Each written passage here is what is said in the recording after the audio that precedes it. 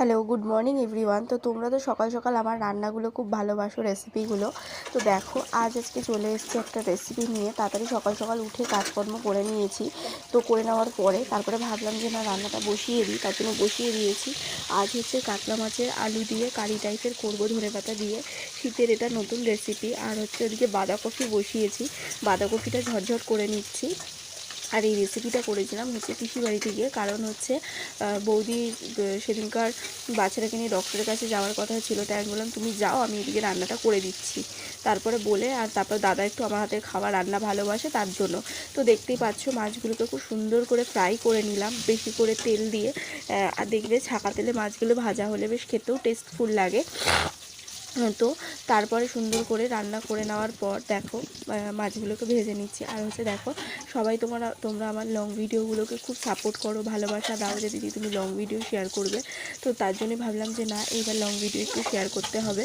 তো তার জন্যে আর কি লং ভিডিও শেয়ার করা। ওদিকে দেখো, তো না, সেদিন বৌদি ছিল, ওটা আগের দিনে। তো বৌদি ওদিকে আবার ভাত বসিয়ে দিল, আর আমি ওদিকে হচ্ছে আবার মাছগুলোকে ভাজা ভাজা করে নিলাম সুন্দর করে। তো যাই হোক, এটা অনেকটা লং হয়েছিল, তো আমি একটু কেটে কেটে ভিডিওটাকে শর্ট করে নিয়েছি। আর হচ্ছে দেখো, তো যারা যারা আমার রান্নার ভিডিও ভালোবাসো অবশ্যই কিন্তু দেখতে কিন্তু ভুলো না। তো তোমরা যে আমাকে এত ভালোবাসা, এত সাপোর্ট করো, বাট খুবই ভালো লাগে যে তোমাদের কাছ থেকে এরকম সুন্দর ভালোবাসা পাই।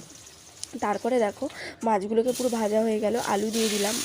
কাটার ছিল আলুগুলোকে সরু সরু করে, অল্প করে আলু দিয়ে মাছগুলো কেটে মাছগুলো করে নিলাম। হচ্ছে আলুগুলোকে এবার একটু ভাজা ভাজা হয়ে গেলে, একটু জিরে ছিল, ওরা আবার জিরে গোটা ছিল, আমি জানি হয়তো গুঁড়োর মতো করে হালকা করে একটু ইয়ে করে রাখে।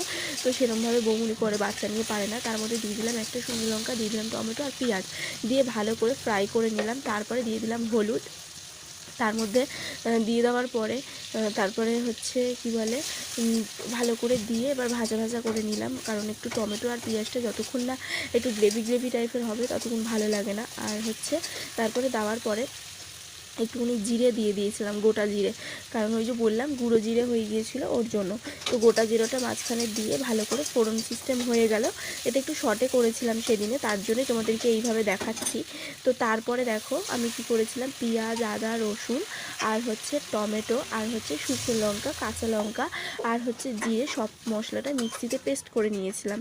পেস্ট করে নেওয়ার পরে এবার ভালো করে মাছটাকে কষিয়ে নিচ্ছি, কারণ মাছটা যতক্ষণ না তেল বেরোবে ততক্ষণ কষাতেই হবে।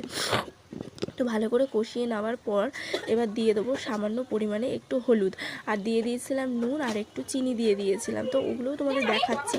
তো তারপরে দেখো, নুন, হলুদ আর চিনি দিয়ে দেবো। চিনিটা দিলে যেন তো